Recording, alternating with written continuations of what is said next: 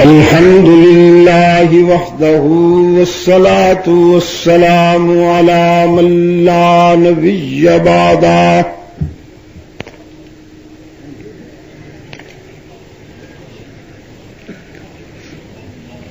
وعلى آله وأصحابه الذين أوفوا عهده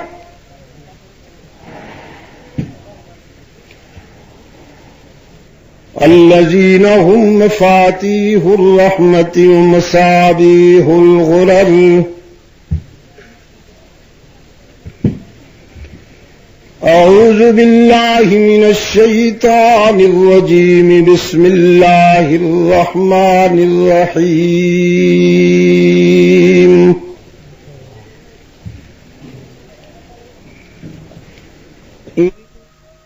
الله اشترى من المؤمنين أنفسهم وأموالهم بأن لهم الجنة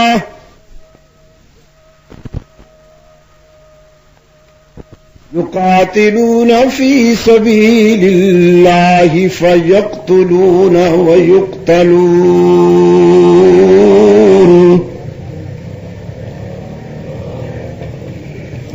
وعدا عليه حقا في التوراة والإنجيل والقرآن.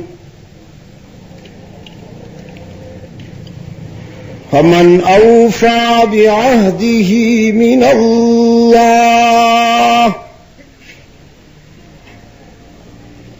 فاستبشروا ببيعكم الذي بايعتم به وذلك هو الفوز العظيم.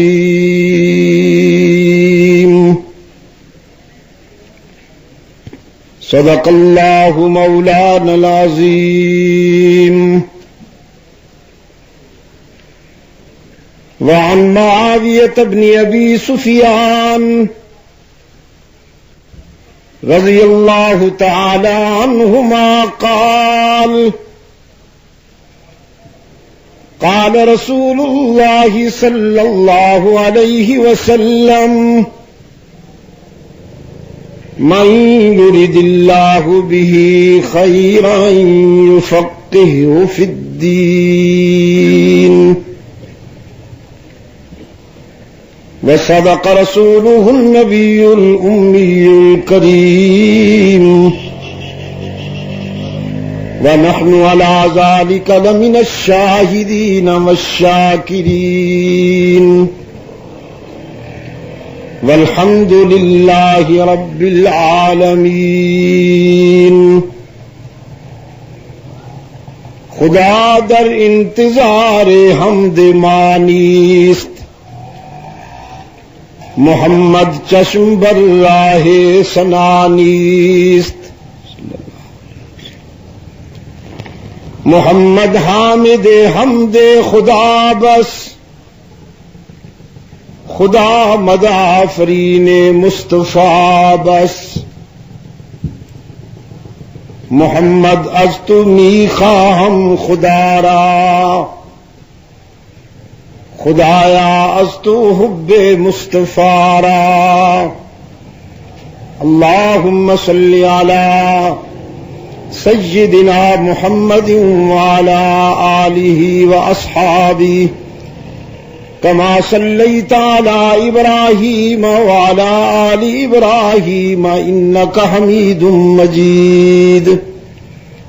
اللهم بارك على محمد وعلى آل محمد كما باركت على إبراهيم وعلى آل إبراهيم إنك حميد مجيد. صدر اجلاس، محترم بزرگوں اور عزیز دوستوں، آج 26 جولائی 1990 ہم یہاں پشاور سرحد پاکستان میں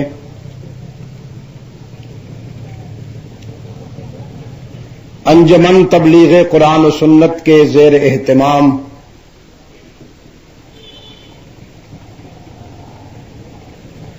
ترتیب دی گئی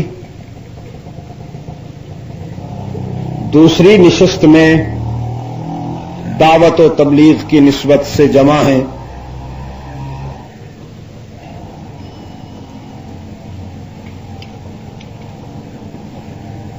محرم الحرام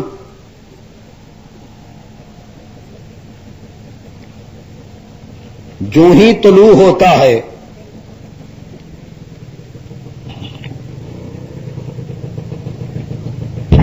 اپنے ساتھ بہت ساری تاریخ ساز یادیں لے کر آتا ہے۔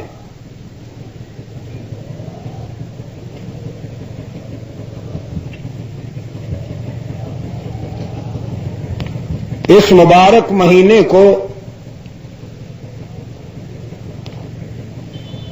زمانہ اسلام سے پہلے بھی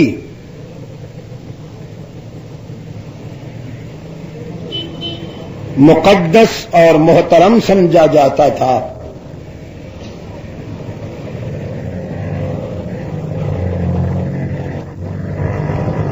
اس میں روزے رکھے جاتے تھے،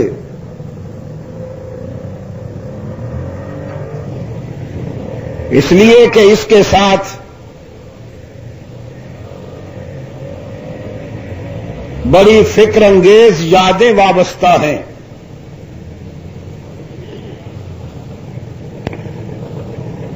سیدنا آدم علی نبینا وعلیہ التسلیم کی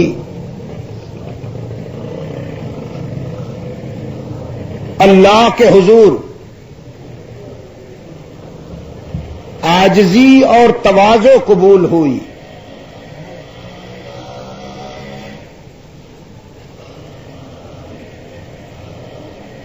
سیدنا نوح علی نبینا وعلیہ التسلیم کا سفینہ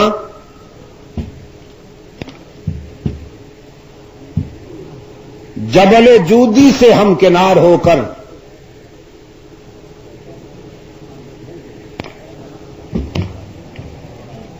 سیلاب کے تلاطم اور تموج سے محفوظ نکلا۔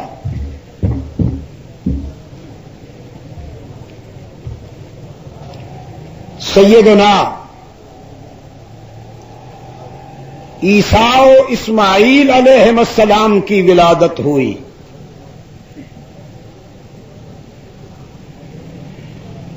سیدنا موسیٰ علیہ السلام کو فرعونی ظلم و جبر پر اللہ نے فتح عطا فرمائی۔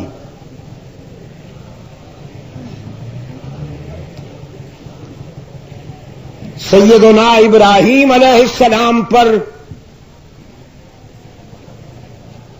نار نمرود کو اللہ نے گلزار کر دیا۔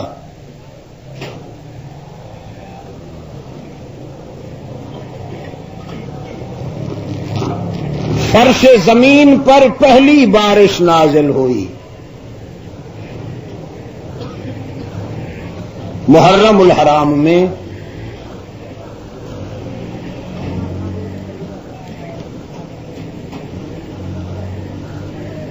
شہید کربلا سیدنا حسین رضی اللہ تعالی عنہ نے بھی اس ماہ مبارک کی 10 تاریخ کو صبر و استقامت کا مظاہرہ کرتے ہوئے جام شہادت نوش فرمایا۔ لیکن محرم الحرام کی پہلی تاریخ کو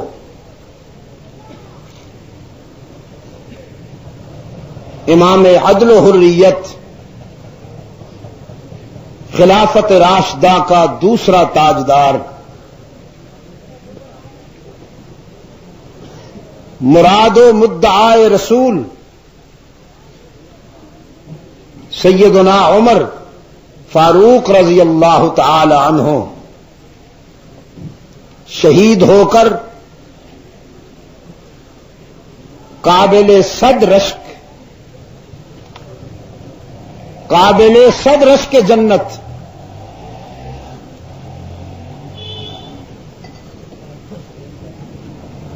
روضہ اطہر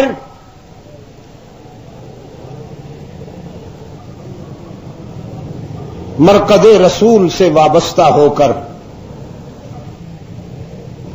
اپنے قائد کے ساتھ سو گئے.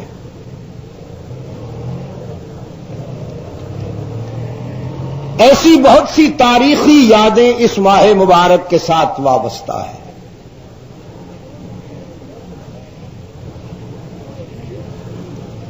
یہ بڑی قابل تحسین بات ہے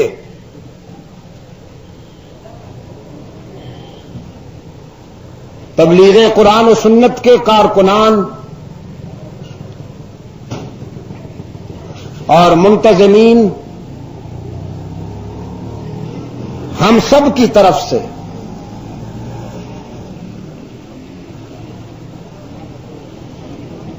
تحسین و تبریک کے مبارک مستحق ہیں کہ یہ ایسے پروگرام ترتیب دیتے ہیں اس ماہ مبارک میں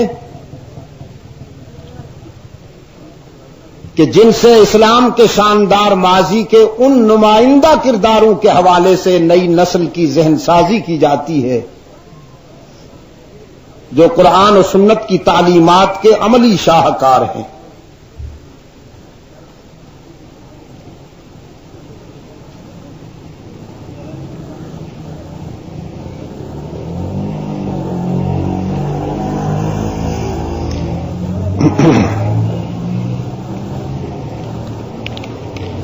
لہذا اللہ کی توفیق کے ساتھ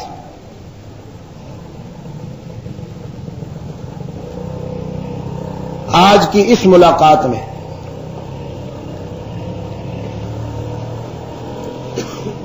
ہم اسلام کے اس بطل جلیل اور مکتب مصطفی کے اس تابناک کردار کو خراج تحسین پیش کریں گے جس کا نام عنوان فتح و ظفر ہے اور جس کے نام سے آج بھی طاغوتی قوتوں پہ لرزہ طاری ہو جاتا ہے، یعنی سیدنا فاروق اعظم رضی اللہ تعالی عنہ.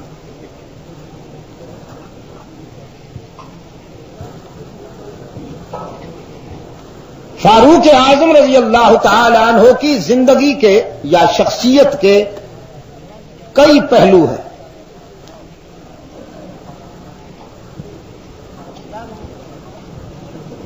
امام الہند حضرت شاہ ولی اللہ رحمت اللہ تعالی علیہ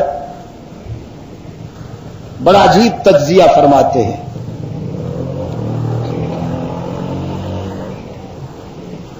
وہ فرماتے ہیں فاروق اعظم کی شخصیت ایک محل کی طرح ہے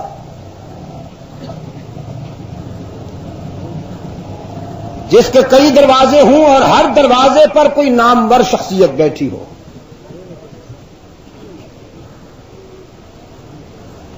کسی دروازے پر لقمان سے بڑا دانا بیٹھا ہو،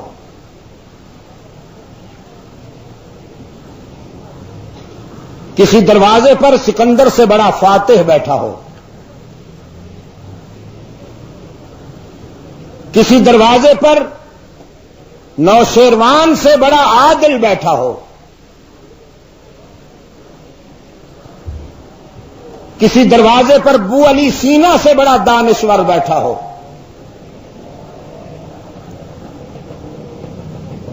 کسی دروازے پر افلاطون سے بڑا فلسفی بیٹھا ہو،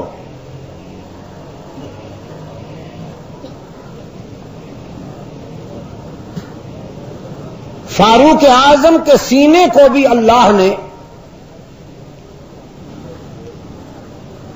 بیک وقت ایسی کئی خوبیوں کا خزینہ بنا دیا ہے۔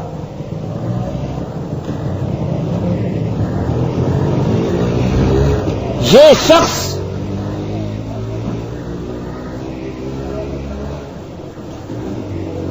کچھ اس انداز میں مجموعہ کمالات ہے کہ ایک فرد ہونے کے باوجود ایک عالم ہے۔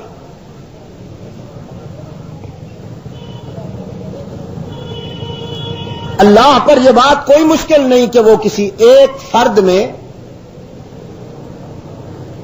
کئی خوبیاں جمع کر دے۔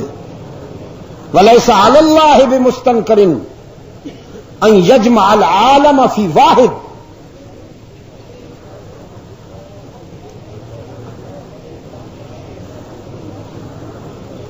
سیدنا ابراہیم علیہ الصلوۃ والسلام کے متعلق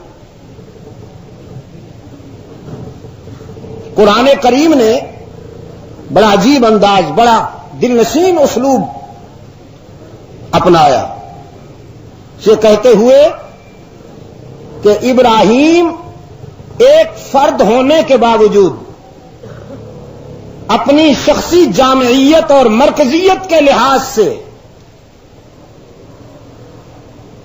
پوری امت کے مقابلے میں زیادہ ہماگیر ہیں اور وسعت رکھتے ہیں۔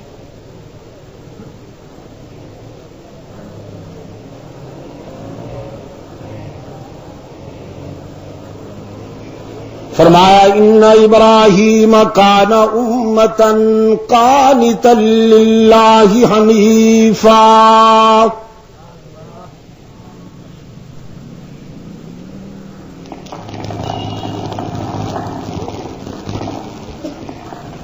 ان ابراہیم کان امۃ قانتا للہ حنیفا۔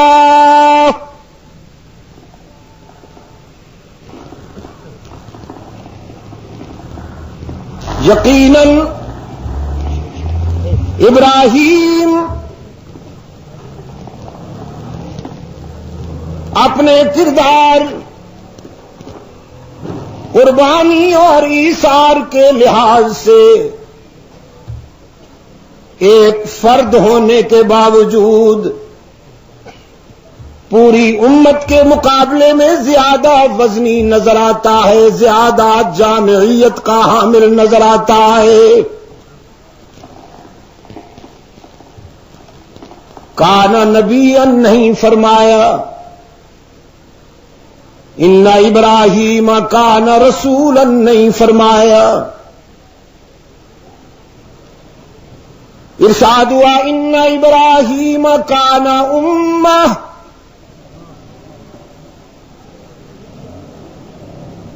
ابراہیم اکیلا ایک امت جتنا وزنی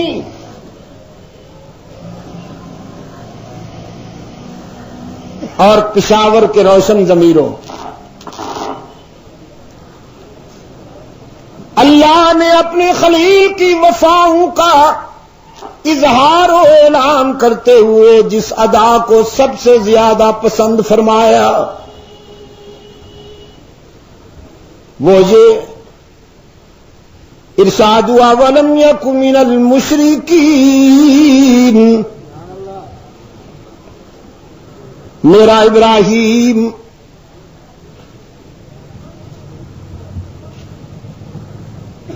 شرک کرنے والوں میں سے نہیں تھا، ہر جائی نہیں، یکجائی تھا۔ ابراہیم مجاور نہیں، مجاہد تھا، آستانہ پرست نہیں، خدا پرست تھا۔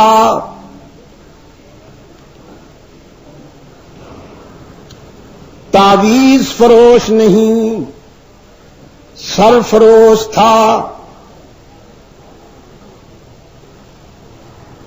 حلوائی نہیں، شیدائی تھا۔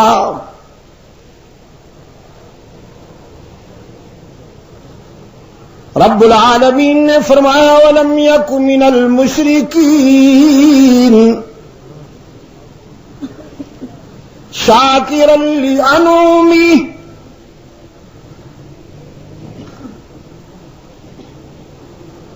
ہمارے احسانات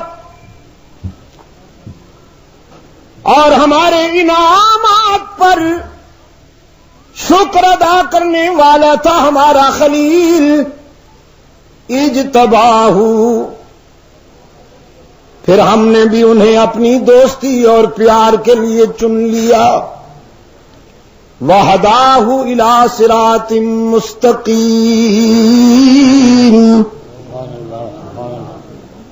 اور پھر صراط مستقیم کی طرف ہم نے انہیں رہنمائی کر دی۔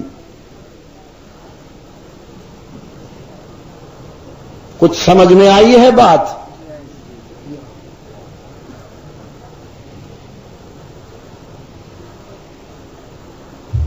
گرمی میں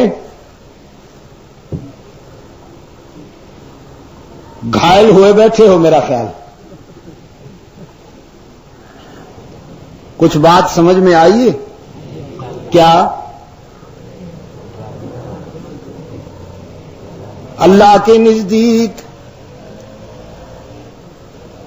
فکر کے اعتبار سے سب سے بڑا وفادار کون ہوتا ہے؟ موحد، جزاکم اللہ۔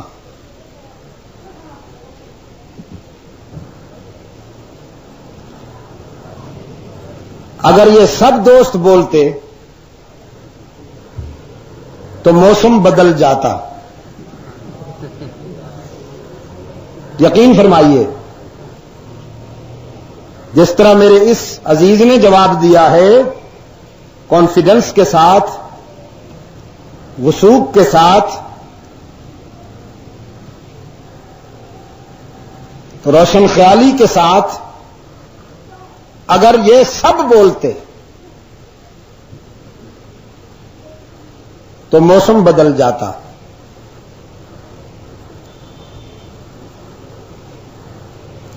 میں بڑے آرام کے ساتھ یہ بات کہہ رہا ہوں، کہتا چلا آ رہا ہوں،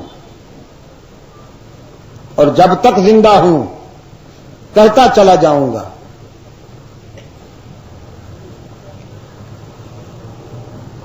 اگر سنورنا ہے، بننا ہے، دنیا اور آخرت کو خطرات سے بچانا ہے، ہلاکتوں اور رسوائیوں سے محفوظ رہنا ہے، تو توحید کو بے داغ رکھیے،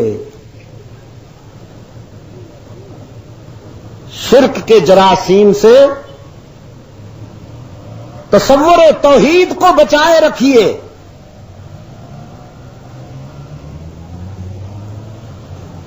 اللہ کے نزدیک فکری اعتبار سے سب سے پسندیدہ اور وفادار کون ہے؟ جزاکم اللہ۔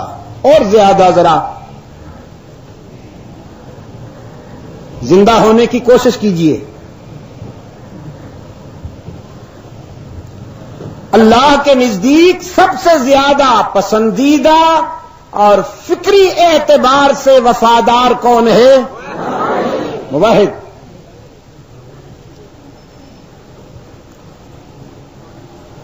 اور سب سے زیادہ بدنصیب، مغضوب،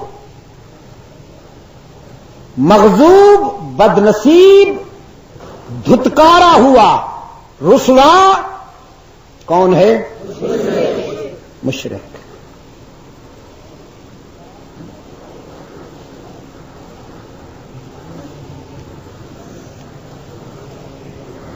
اس لیے اہل نظر نے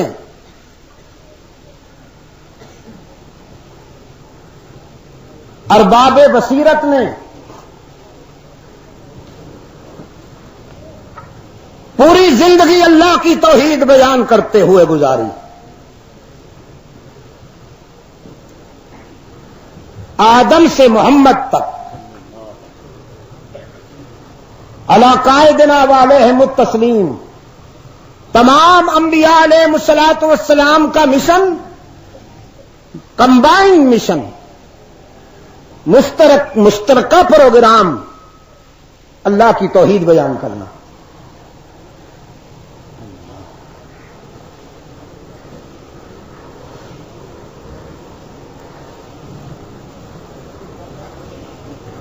ابراہیم کی وفاؤں میں سے سب سے زیادہ جو ادا اللہ کو پسند آئی وہ یہ تھی کہ وَلَمْ يَكُ مِنَ الْمُشْرِكِينَ. میرا خلیل مشرکین میں سے نہیں تھا.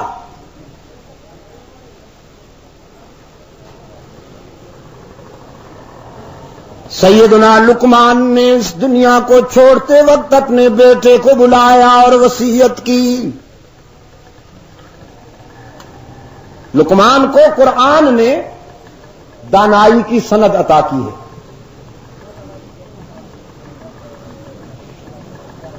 کسی کو ہائی اسکول سے سند ملتی ہے, کسی کو کالج سے ملتی ہے, کسی کو یونیورسٹی سے ملتی ہے, پھر کسی کو آکسفورڈ یونیورسٹی سے ملتی ہے, کسی کو کسی یونیورسٹی سے. لقمان وہ پڑھا لکھا ہے کہ اسے قرآن نے دانائی کی سند عطا فرمائی. وَلَقَدْ آتَيْنَا لقمان الحکمت.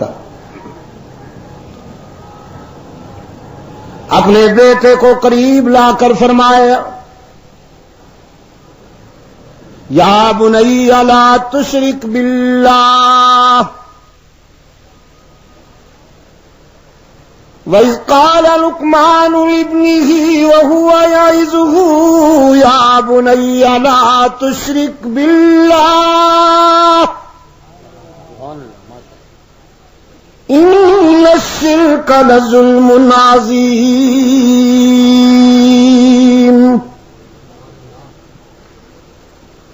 بیٹا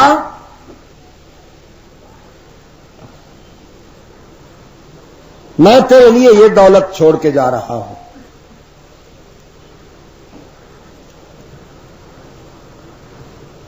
ایک ایسا قول زرین بول چھوڑ کے جا رہا ہوں, اس میں وفا کر لینا. تجھ سے بڑا دولت مند کوئی نہیں ہوگا کہ اللہ کے ساتھ کسی کو شریک نہ بنانا.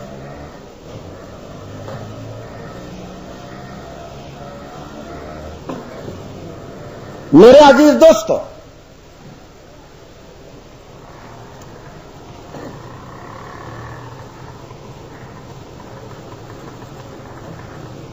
آپ کو اللہ گناہوں اور خطاؤں سے بھی محفوظ رکھے, لیکن شرک سے اللہ ہر ایک کو محفوظ رکھے. بیماریوں کی نوعیت ہوتی ہے نا, آشوب چشم ہے, کسی کو بخار ہو جائے, کسی کا سر دکھنے لگے, کسی کو ٹائیفائڈ ہو جائے, کسی کو نمونیا ہو جائے, لیکن کسی کو اللہ کینسر نہ دے. کینسر سے اللہ محفوظ رکھے. شرک کینسر ہے, اللہ لے ڈوبتا ہے. اور یہ تو آپ کو یاد ہوگا, شرک کی میں کئی بار تشریح کر چکا ہوں. اس کے معنی کیا ہے؟ بعض لوگ کہتے ہیں شرک یہ ہے کہ پتھر کا بت بنا لیا جائے اللہ کے مقابلے میں. بعض لوگوں کا خیال یہ ہے کہ شرک یہ ہے مٹی کی مورتیاں بنا لی جائیں جیسے ہندو بناتے ہیں, یا لکڑی کے بت بنا لیے جائیں.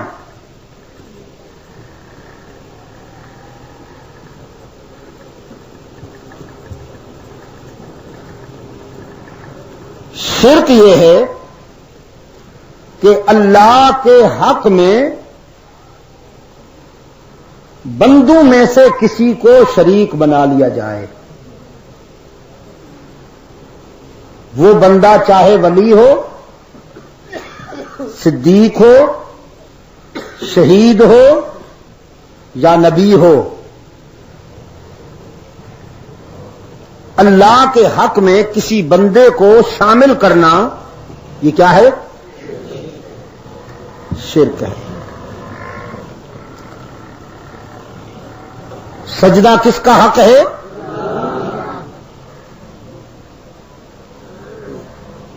پھر پوچھ لیتا ہوں، سجدہ کس کا حق ہے؟ اللہ ہی کا حق ہے۔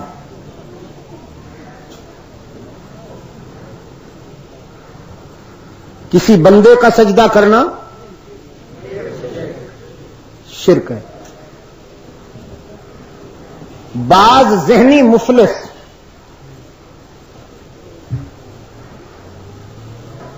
وہ کہتے ہیں اللہ کے پیاروں کا سجدہ کرنا یہ تعظیم ہے۔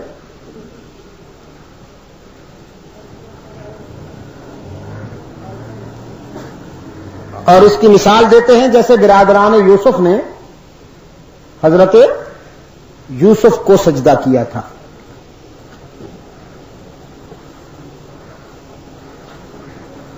یا فرشتوں نے حضرت آدم کو سجدہ کیا تھا۔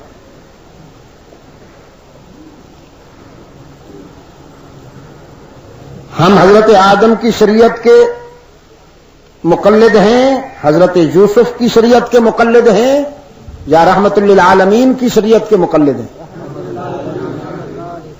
ہم حضور محمد عربی صلی اللہ علیہ وسلم کی شریعت کے مکلف ہیں نا۔ رسول اللہ صلی اللہ علیہ وسلم کا حکم یہ ہے کہ میری شریعت میں اللہ کے سوا کسی کے آگے سر جھکانا، سجدہ ریز ہونا حرام ہے۔ صحابہ کرام نے دیکھا تھا کہ عرب کے وڈیرے رعایا انہیں تعظیماً جھک کے ملتی ہے، تو انہوں نے اجازت چاہی اللہ کے رسول سے کہ ہم آپ کو کیوں نہ جھک کے ملا کریں؟ تو فرمایا اگر میری شریعت میں اس کی گنجائش ہوتی تو میں عورتوں کو اجازت دیتا کہ وہ اپنے خاوند کو سجدہ کیا کریں۔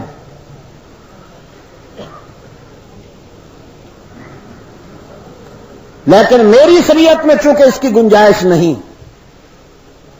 تو بیوی خاوند کا سجدہ نہیں کر سکتی، شاگرد استاد کا سجدہ نہیں کر سکتا، رعایا حاکم کا سجدہ نہیں کر سکتی، اولاد والدین کا سجدہ نہیں کر سکتی، امتی نبی کا سجدہ نہیں کر سکتا۔ ابو بکر صدیق جیسا سچا مرید محمد عربی جیسے سچے مرشد کا سجدہ نہیں کر سکتا۔ سجدہ کس کا حق ہے؟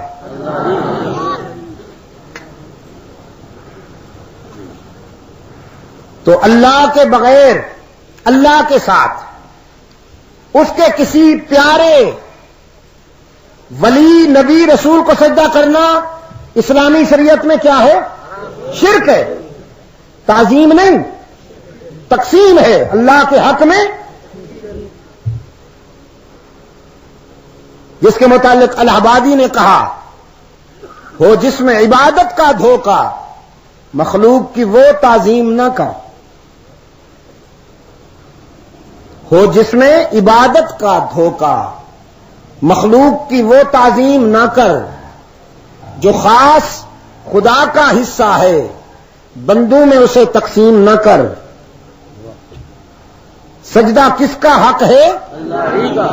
اللہ ہی کا حق ہے۔ تو کسی اور کو جب کوئی سجدہ کرے گا اور کسی اور کے آگے سر جھکائے گا تو یہ کیا ہوگا؟ شرک ہوگا۔ اور شرک کرنے والا بدبخت ہے، مغضوب ہے، ملعون ہے۔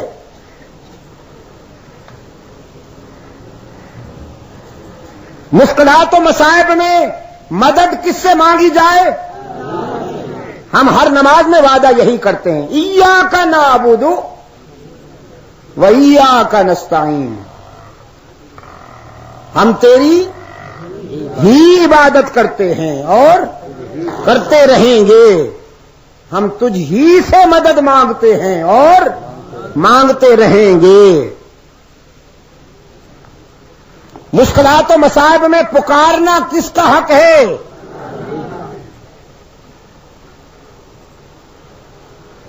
قرآن پاک نے فرمایا قال ربکم ادعونی استجب لکم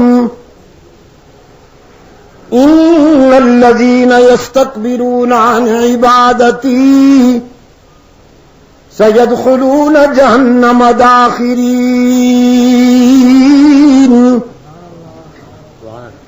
تمہارا رب کہتا ہے مجھے پکارا کرو، میں تمہاری دعا و پکار کو سننے کے لیے تیار رہتا ہوں، باقی تو جہاں جاؤ گے لوٹے جاؤ گے۔ فنکاروں نے آستانے سجا رکھے ہیں، پنچھی پھنسانے کے لیے جال بچھا رکھے ہیں،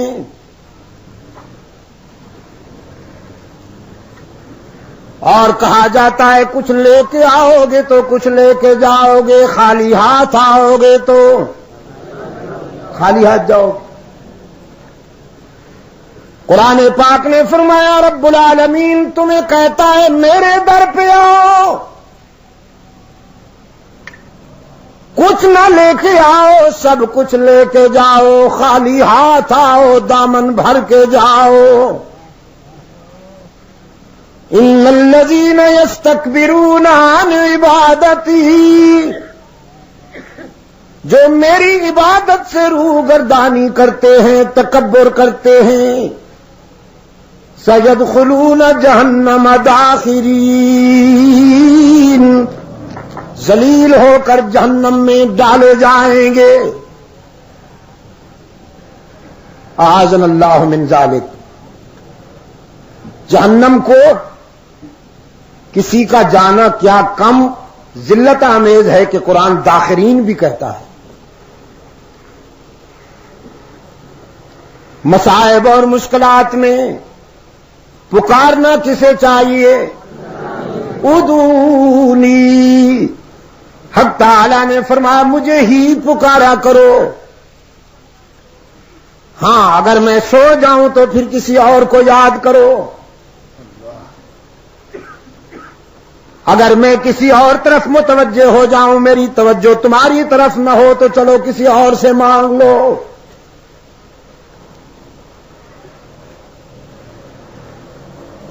یا میں روٹھ جاؤں، رحمت عالم صلی اللہ علیہ وسلم نے فرمایا حدیث قدسی میں، میرا رب کہتا ہے جب ساری دنیا کی عدالتوں کے دروازے بند ہو جاتے ہیں اس وقت میری رحمت کا دروازہ کھل جاتا ہے، اور رات کے تاریک سناٹے میں اللہ کی رحمت اپنے بندوں سے قریب تر ہو کر پکارتی ہے۔ ساری زندگی کی خطائیں اور ساری زندگی کی کوتاہیاں جمع کر کے لاؤ نا، میں تمہارے گناہوں اور خطاؤں سے کئی گنا زیادہ رحمت لے کر انتظار کر رہا ہوں۔ نعرہ تکبیر۔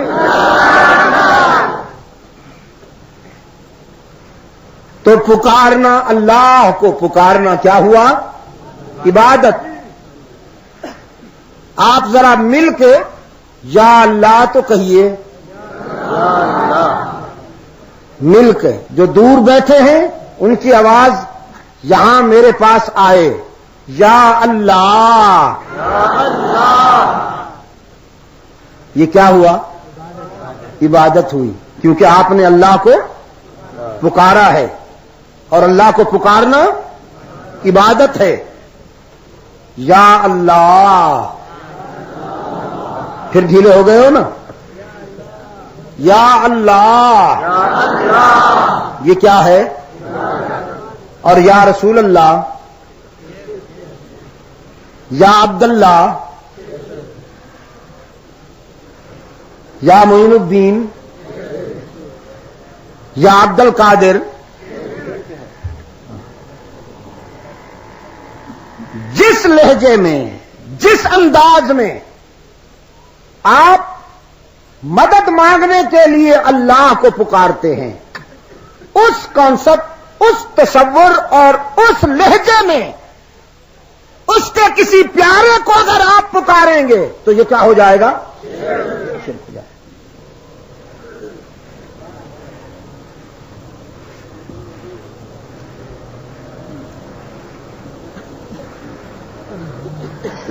امت کو لڑانے والے، تفریق بین المسلمین کرنے والے نعرے بڑے خوبصورت لاتے ہیں، اور یہ عجیب اتفاق ہے کہ جو چیز جتنی زہریلی ہوتی ہے دیکھنے میں اتنی پرکشش ہوتی ہے۔ سانپ کو دیکھیے نا،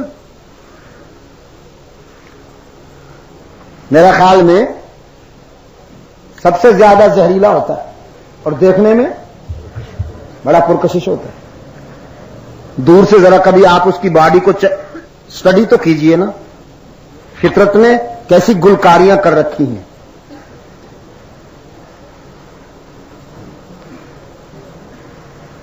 اور میں کہا کرتا ہوں شرک ہمیشہ خوبصورت راستوں سے آتا ہے، بدصورت راستوں سے آئے تو اسے کون اپنائے؟ وقالت الیہود عزیر ابن اللہ، وقالت النصارى المسیح ابن اللہ۔ یہودیوں نے حضرت عزیر کو ابن اللہ کہا، نصرانیوں نے حضرت عیسیٰ کو ابن اللہ کہا۔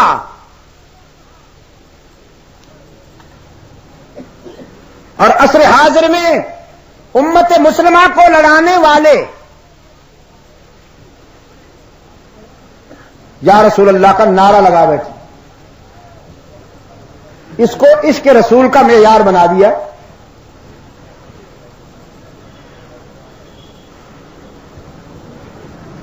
اور ہماری پڑھی لکھی قوم، علم و حکمت کی بادشاہ قوم،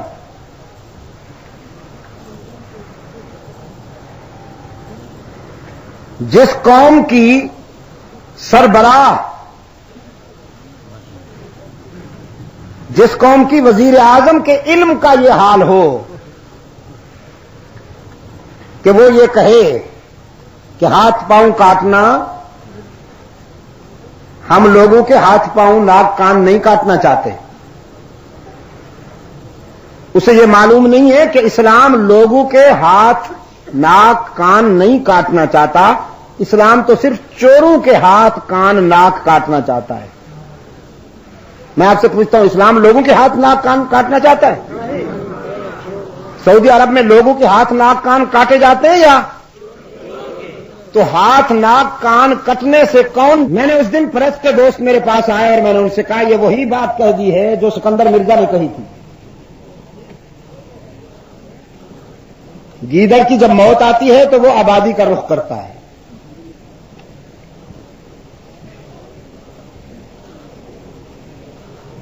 سکندر مرزا صاحب نے بھی تقریباً یہی کہا تھا، ہم اسلام تو لائیں گے لیکن مولوی والا نہیں لائیں گے، امریکہ والا لائیں گے۔ تو میں نے کہا پھر لوگ فتوے پوچھنے بھی امریکی سفیر کی وہاں سفارت خانے میں جائیں گے، سب سے بڑا مفتی امریکی سفیر، مفتی اعظم، یہی بات ہے نا جی؟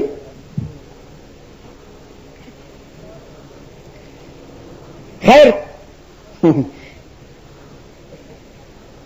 دین کا جہاں تک تعلق ہے یہ تو قائم رہنے والی سچائی ہے، قیامت تک قائم رہے گی۔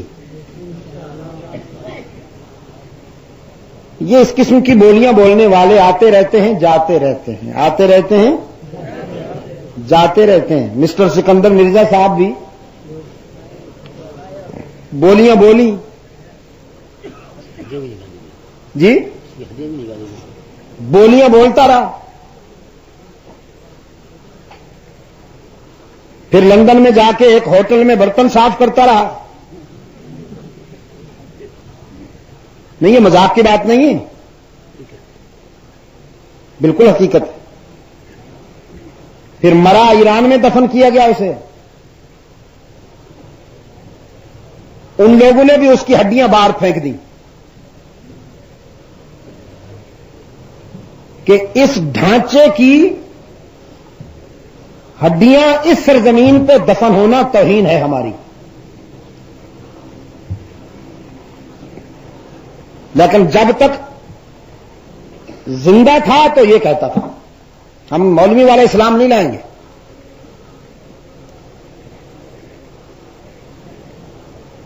اور اس کٹھالی میں ڈھلے ہوئے جتنے بھی ہیں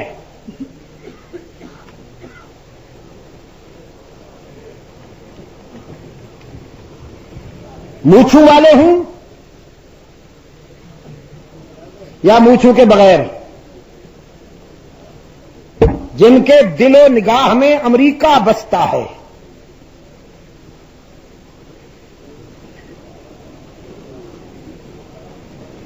ان سب کی سوچ کا محور ایک ہے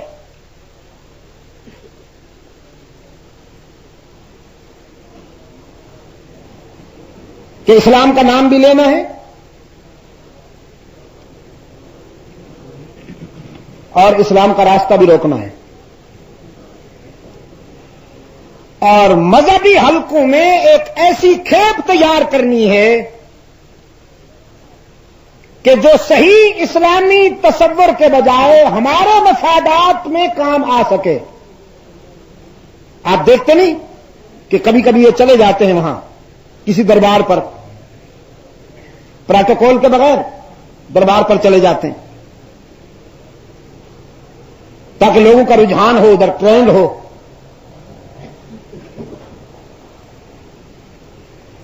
وزیر اعلی صاحب، گورنر صاحب کسی قبر پہ جائیں گے، دودھ تقسیم کریں گے، چادر چڑھائیں گے جی، تاکہ لوگ میدان سے ہٹ کر قبرستان کے عادی بن جائیں. تو میرے عزیز دوستو، پڑھی لکھی قوم، ان کا خیال یہ ہے کہ اس کے رسول کا معیار یہی ہے.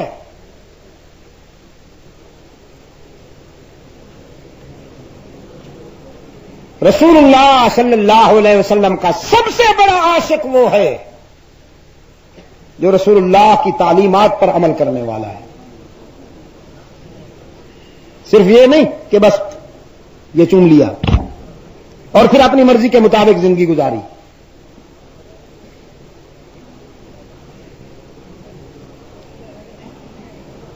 فرمایا ان ابراہیم کان امۃ قانتا للہ حنیفا ولم یک من المشرکین.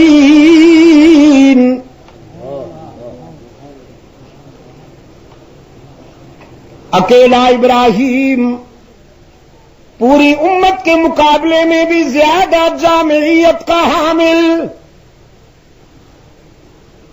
ابراہیم کی وفاؤں میں ہمیں اس کی ادا بہت پسند آئی کہ وہ شرک کرنے والا نہیں، ہر جائی نہیں، یکجائی تھا، توحید میں وفا کرنے والا تھا. اور ملت ابراہیمی کے فرزندو، اللہ آپ کو بھی توحید میں وفا کرنے والا بنائے.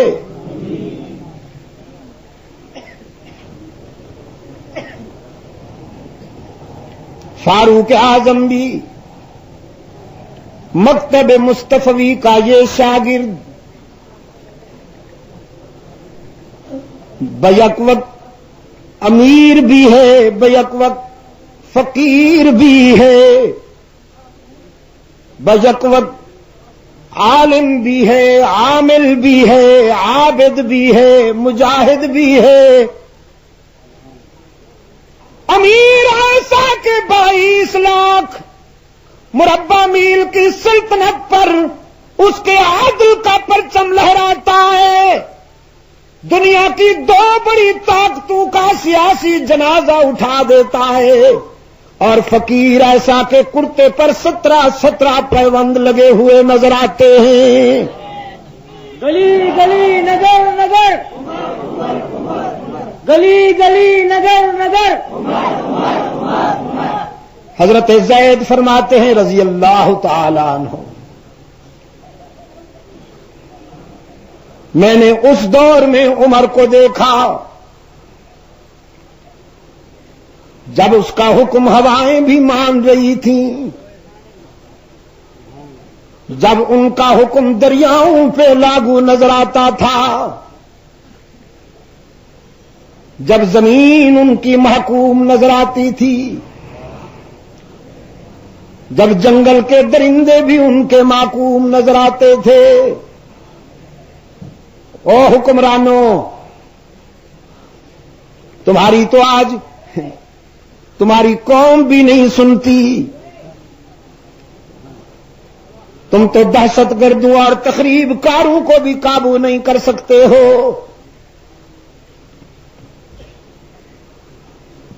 سندھ کئی سالوں سے آپریشن روم میں ہے،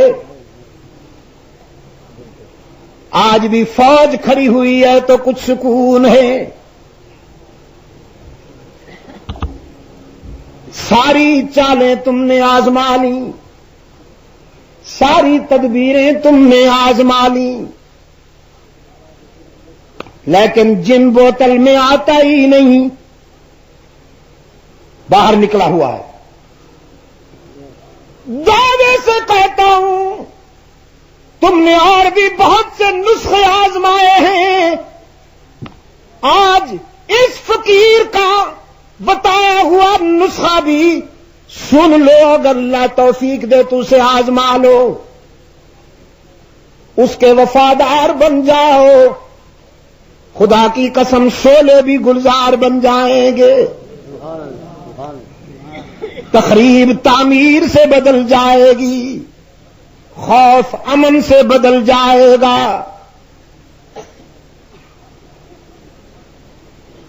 فاروق اعظم کی جبین اللہ کے سجدوں سے آباد اور دل رحمت للعالمین کی محبت سے معمور، وہ اللہ کی عبادت اور رسول اللہ کی اطاعت سے مرقع اور مزین کردار خط لکھتا ہے تو دریا تعمیل کرتا ہے، حکم دیتا ہے تو ہوائیں غلامی کرتی ہیں۔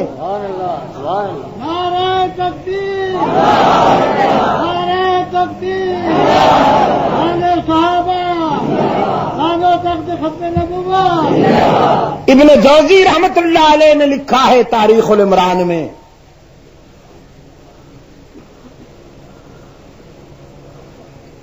دریائے نیل کے نام جب فاروق اعظم کا خط آیا، ہزاروں کی تعداد میں یہودی اور نصرانی یہ منظر دیکھنے کے لیے جمع ہوئے کہ کیا یہ ممکن ہے کہ کسی انسان کا خط دریا مانے؟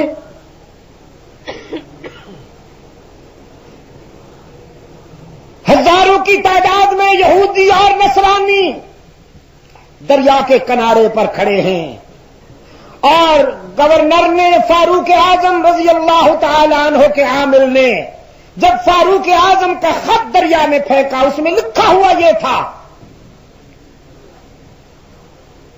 کہ ہم جانتے ہیں صدیوں سے ایک انسانی جان تیری بھینٹ چڑھائی جاتی ہے، تو پھر موج میں آتا ہے اور زمینیں سیراب ہوتی ہیں، پھر تو سیلاب دیتا ہے، لیکن تجھے شاید معلوم نہیں کہ محمد کے انقلاب نے جہالت کی یہ سب باتیں ختم کر دی ہیں۔ اگر تو میرے اللہ کے حکم پہ بہ رہا ہے تو پھر انتظار مت کرو، انسانی جان تو بڑی شے ہے، ہم کسی کتے کو بھی تیرے اندر نہیں پھینکیں گے، کوئی چڑیا بھی نہیں پھینکیں گے۔ اگر اللہ کے حکم سے بہتا ہے تو پھر اللہ کے بندوں کی زمینوں کو سیراب کرنے کے لیے تجھے کناروں سے باہر آنا چاہیے، اور اگر تو اللہ کے حکم پر نہیں کسی اور کے حکم پہ بہتا ہے، کسی دیوتا کے حکم پہ بہتا ہے، تو پھر محمد کے غلاموں کو تیرے پانی کی ایک بوند کی بھی ضرورت نہیں۔ وہ خط ڈالا گیا، ابھی لوگ کھڑے تھے، پانی اس طرح کناروں سے باہر نکلا جیسے بھڑکتے ہوئے شولوں پر ہنڈیا ابلتی ہے، وہ یہودی اور نصرانی اپنی چادریں اٹھا کر گھٹنوں گھٹنوں پانی میں بھاگتے بھی جا رہے تھے اور کلمہ شہادت بھی ان کی زبان پہ تھا. محمد عربی صلی اللہ علیہ وسلم کی غلامی کا بھی وہ اعلان کرتے چلے جا رہے تھے. فاروق اعظم بیک وقت امیر بھی ہے، بیک وقت فقیر بھی ہے. امیر ایسا کہ اس کے نام سے روم کا قیصر اور ایران کا کسرا کانپتا ہے. فقیر ایسا کہ صحن مسجد نبوی میں بغیر کسی چٹائی، بغیر کسی دری، بغیر کسی قالین کے خاک پر بازو سرہانے رکھ کے سو جاتا ہے. جی، رخسار سے پنڈلیوں تک پورا جسم خاک آلود ہو جاتا ہے، لیکن پھر جب صحن مسجد نبوی میں بیٹھ کر محمد کا فاروق اعظم فیصلے کرتا ہے تو عرب و عجم کی تقدیر بدل دیتا ہے.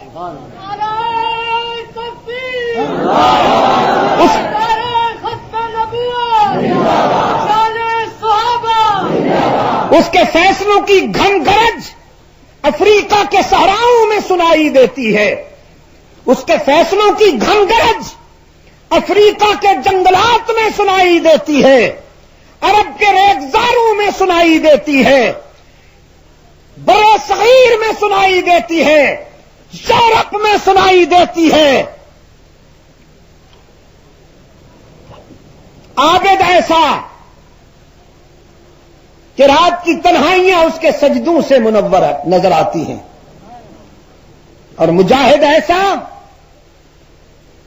مجاہد ایسا کہ بیٹھا مدینے میں ہے اور سرحدوں میں جتنے محاذوں پہ جنگ ہو رہی ہے ہر محاذ پر فاروق اعظم کا تدبر کام کر رہا ہے، ہر محاذ پر فاروق اعظم کی فراست کام کر رہی ہے، ہر محاذ پر فاروق اعظم کی جلالت کام کرتی نظر آتی ہے.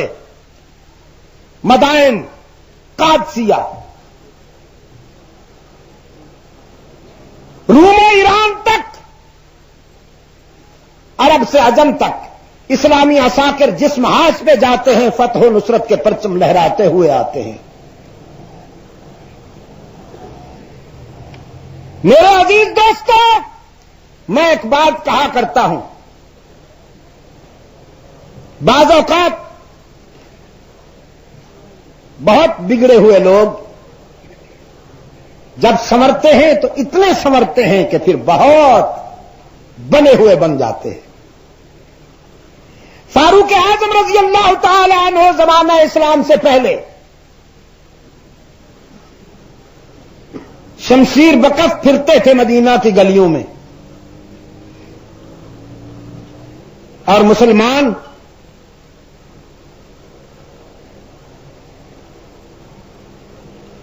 چار دیواریوں میں رہ کر وقت گزار رہے تھے. خود سرور کائنات صلی اللہ علیہ وسلم اپنی شجاعت اور بہادری کے باوجود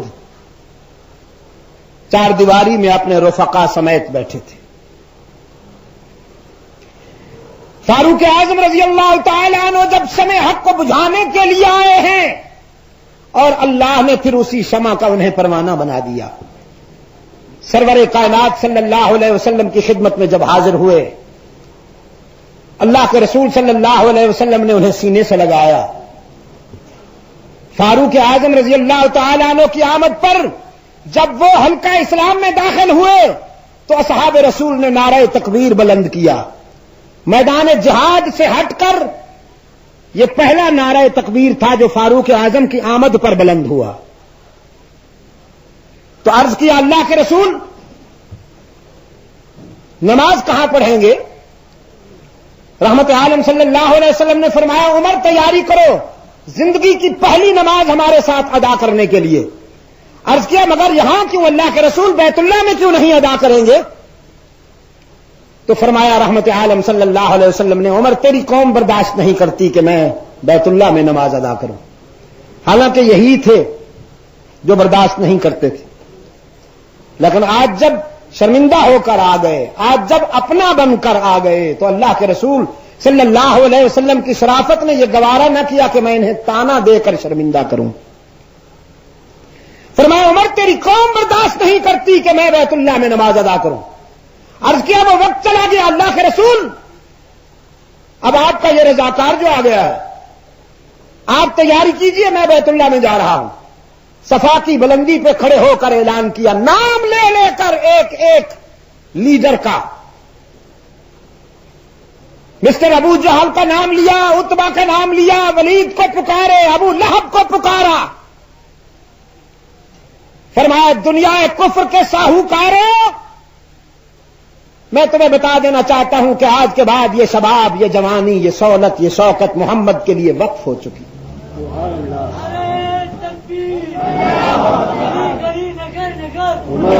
تم نے میرا بگڑنا دیکھا تھا، اب میرا سنورنا دیکھنا۔ رسول کے موقف سے تم نے میرا انکار سنا تھا، اب اقرار سننا۔ محمد عربی سے تم نے میری بغاوت دیکھی تھی، اب اطاعت دیکھنا۔ میرا قائد مسجد حرام میں بیت اللہ کے زیر سایہ نماز ادا کرنے کے لیے آ رہے ہیں، تم نے رکاوٹ ڈال رکھی تھی۔ آج میں دیکھنا چاہتا ہوں کہ کون میرے قائد کے راستے میں رکاوٹ بنتا ہے۔ تاریخ میں فاروق اعظم کی یہ ادا چمک رہی ہے کہ مکہ کے در و دیوار پہ سناٹا چھایا ہوا تھا۔ ابن تیمیہ رحمت اللہ علیہ نے اس لیے لکھا ہے کہ فاروق آیا تو اسلام خلوت سے جلوت میں آ گیا، اسلام کمرے سے نکل کر میدان میں آ گیا۔ رحمت عالم صلی اللہ علیہ وسلم بیت اللہ میں تشریف لائے، نماز فجر ادا ہوئی۔ اس امت نے یہ پہلی نماز ہے، نماز فجر، جو بیت اللہ کے زیر سایہ اپنے قائد کی اقتداء میں ادا کی ہے، اور یہ وہی فجر ہے جس فجر کو فاروق اعظم اسلام کے حلقے میں داخل ہوئے۔ اب یہ سنورنے کی ابتدا ہے، اب یہ بننے کی ابتدا ہے، تو پھر ایسے بنے اور ایسے سنورے کہ فاروق اعظم فرش پہ بولتے ہیں تو ان کی گفتار عرش پر قرآن بن جاتی ہے۔ فاروق اعظم کی تجویز تھی کہ محمد کی گھر والیاں رسول کی بیویوں کو باپردہ ہو کر گھروں سے باہر نکلنا چاہیے۔ اللہ کے رسول صلی اللہ علیہ وسلم نے یہ تجویز پسند فرمائی، لیکن یہ کہتے ہوئے کہ اللہ کی طرف سے اس کی اجازت آئے گی تو عمل ہوگا۔ اس لیے کہ قانون فرش پہ نہیں عرش پہ بنتے ہیں۔ میں تو انہیں اناؤنس کرتا ہوں، میں تو مبلغ ہوں۔ فاروق اعظم سر بغریبہ ہوئے اور عرش بری سے فاروق اعظم کی دل کی دھڑکنیں قرآن بن کر نازل ہوئیں قلب رسول پر۔ اس امت کو پردے کی نعمت نصیب ہوئی فاروق اعظم کی تجویز کی بدولت۔ اور جیسا کہ میں نے عرض کیا، فاروق اعظم کی تجویز یہ تھی کہ رسول کی بیویاں باپردہ ہو کر گھروں سے نکلیں، لیکن جب یہ تجویز قرآن بن کر نازل ہوئی تو پھر پوری امت پر محیط ہو گئی۔ ارشاد ہوا یا ایھا النبی قل لازواجک وبناتک، یا ایھا النبی قل لازواجک وبناتک، پیغمبر اپنی بیویوں اور اپنی بیٹیوں کو فرما دیجیے، وَنِسَاءِ الْمُؤْمِنِينَ، اہل ایمان کی ماؤں، بہنوں، بیویوں اور بیٹیوں کو بھی فرما دیجیے یدنین علیہن من جلابیبہن، جب گھروں سے باہر نکلا کریں تو چادروں سے اپنے آپ کو ڈھانپ لیا کریں۔ آپ کی بیویاں، آپ کی امت کی بیٹیاں بغیر پردے کے گھر سے باہر نکلے، فرش پہ عمر کی غیرت برداشت نہیں کرتی، عرش پہ تیرے رب کی غیرت بھی برداشت نہیں کرتی۔ نعرہ تکبیر، نعرہ صحابہ، نعرہ تخت ختم نبوت۔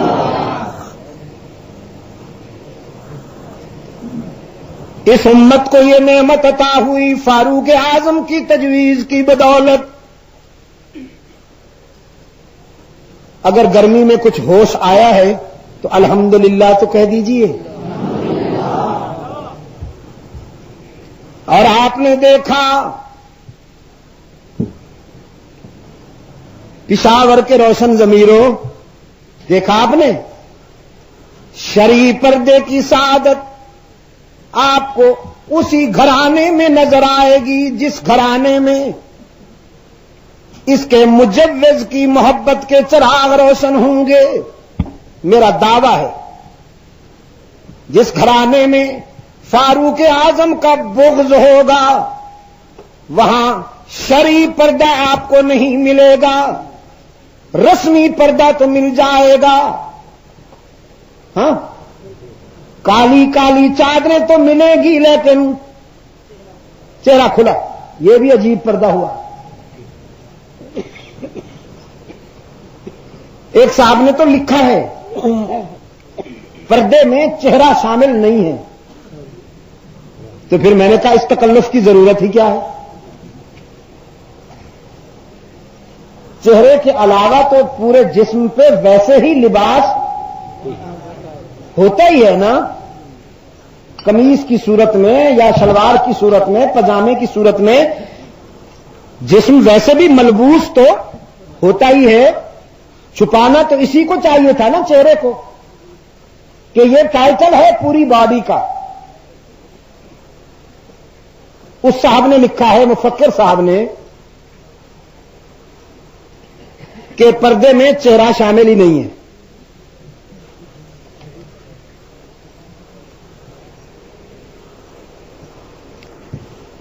اور اصل بات یہ ہے کہ یہ اللہ کا انصاف ہے، یہ نعمت اسی گھر میں آپ کو نظر آئے گی جس گھر میں اس کے مجوز فاروق اعظم کی محبت کے چراغ روشن ہوں گے۔ فاروق اعظم کی تجویز تھی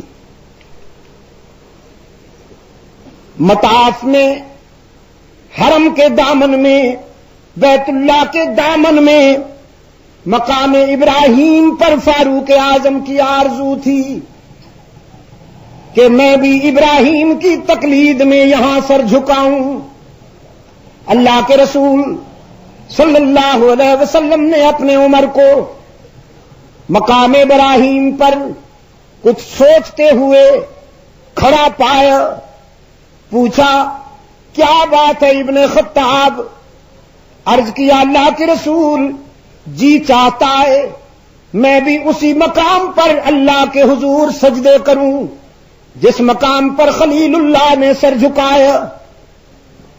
رحمت عالم صلی اللہ علیہ وسلم نے فرمایا عمر، ابراہیم تو میرے دادا ہیں اور میں ان کی دعاؤں کا نتیجہ ہوں، میں ان کی مراد ہوں۔ جیسے میں نے تجھے اللہ سے مانگا میرے دادا ابراہیم نے مجھے اللہ سے مانگا، میرا بھی جی چاہتا ہے کہ میں مقام ابراہیم پر ان کی تقلید میں سجدے کروں۔ فاروق اعظم نے عرض کیا اللہ کے محبوب، جب آپ بھی متفق ہو گئے تو پھر آئیے، آپ امام بن جائیے، میں مقتدی، مل کے سجدے کریں۔ رحمت عالم صلی اللہ علیہ وسلم نے فرمایا اس کی اجازت ضروری ہے، جب تک وہاں سے حکم نہیں آئے گا میری آرزو اور تیری تمنا پوری نہیں ہو پائے گی۔ فاروق اعظم کی آرزو رحمت عالم صلی اللہ علیہ وسلم کی پسند حکم بن کر عرش بری سے قرآن بن کر نازل ہوئی۔ ارشاد ہوا واتخذوا من مقام ابراہیم مصلی، اپنے عمر کو اجازت دے دو پیغمبر، اور پوری امت کے لیے یہ قانون نثر کر دو، میرے گھر کا طواف کرنے والا کوئی بھی زائر حرم جب تک فاروق اعظم کے ذوق کو سلام کرتے ہوئے مقام ابراہیمی پر سر نہیں جھکائے گا، اس وقت تک یہاں کی حاضری قبول ہی نہیں کروں گا۔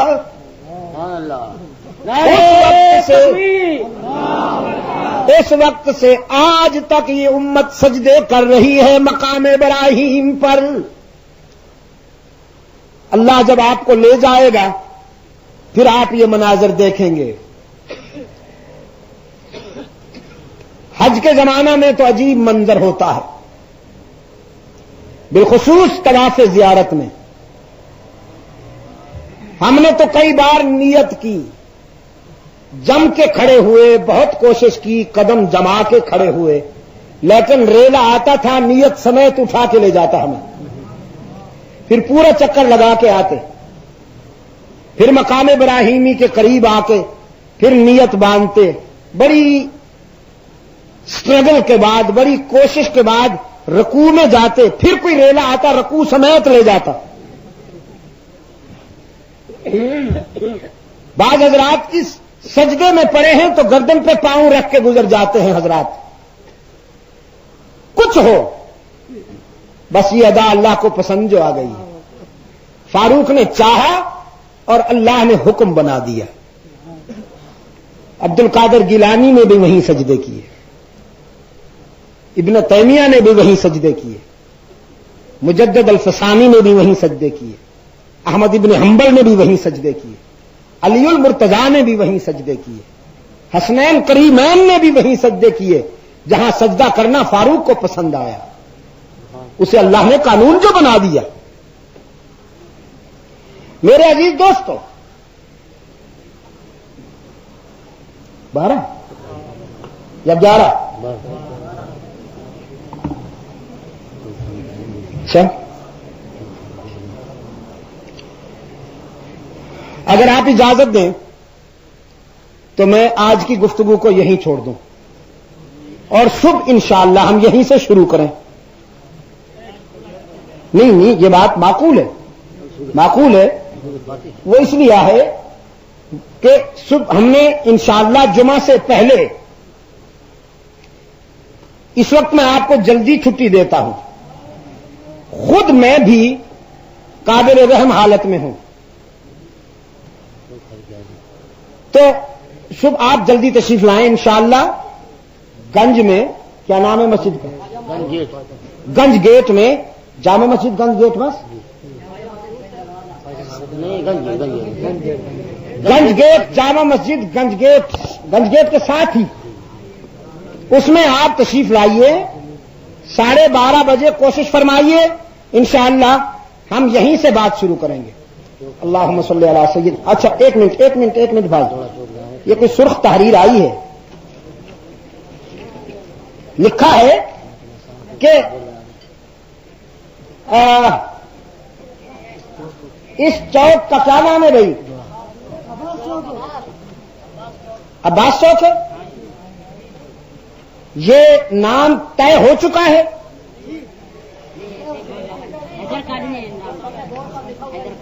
جی،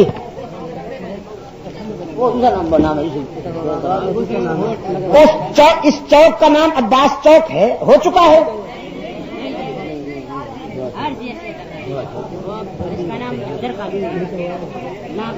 نہیں، میری گزارش یہ ہے کہ اگر اس چوک کا عباس چوک نام رکھا جا چکا ہے تو پھر میں اس سے ایگری ہوں، میں اس سے متفق ہوں، لیکن اگر یہ نام نہیں رکھا جا چکا تو پھر ہم اس کو اور بہتر عنوان دے دیتے ہیں۔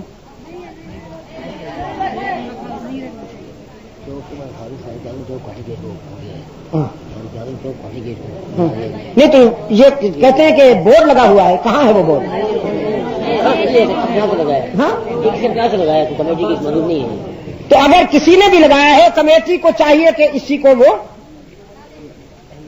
نہیں. حضرت عباس رضی اللہ تعالیٰ عنہ سے ہمارا تعلق ہے بھائی. ہاں اور یہ کسی نے لگایا کمیٹی کی منظوری نہیں ہے، پورے علاقے کا نام نہیں ہے. بہرحال مقامی لوگوں سے، مقامی دوستوں سے میں یہ اس سلسلے میں ان کی توجہ دلاتا ہوں کہ اگر یہ فیصلہ نہیں ہوا تو اب آپ فیصلہ کروا لیجئے اس چوک کو صدیق اکبر چوک. اچھا صدیق اکبر چوک رکھ سکتے ہیں آپ. فاروق اعظم چوک تو کوہاٹی چوک کا نام ہم رکھ چکے. صدیق اکبر چوک رکھ سکتے ہیں آپ. عثمان غنی چوک رکھ سکتے ہیں. مقامی حضرات اس سلسلے میں متوجہ ہوں. اور میں انجمن تبلیغ قرآن و سنت کے ذمہ دار دوست یہاں تشریف رکھتے ہیں. ہماری عالمی مجلس تحفظ حقوق اہل سنت و جماعت کے یہاں صدر صاحب ہمارے مولانا عبدالحلیم صاحب بھی تشریف رکھتے ہیں. دوسرے رفقا بھی میرے تشریف رکھتے ہیں. میں اس طرف ان سب حضرات کو متوجہ کرتا ہوں کہ پشاور میں جتنے بھی روڈ یا چوک تقسیم سے پہلے دور غلامی کے ناموں سے پکارے جا رہے ہیں انہیں فی الفور اچھے ناموں سے اصحاب رسول کے ناموں سے معنون کرنے کی تحریک چلا دیجیے. تمام سڑکوں، روڈوں اور چوکوں کو اصحاب رسول کے ناموں سے معنون کر جائیے تاکہ آنے والی نسلیں آپ کو دعائیں دیتی رہیں اور آپ کا یہ کارنامہ قیامت تک ایک مثال بن جائے. اللهم صل على سيدنا محمد النبي الأمي وعلى آله وأصحابه وبارك وسلم.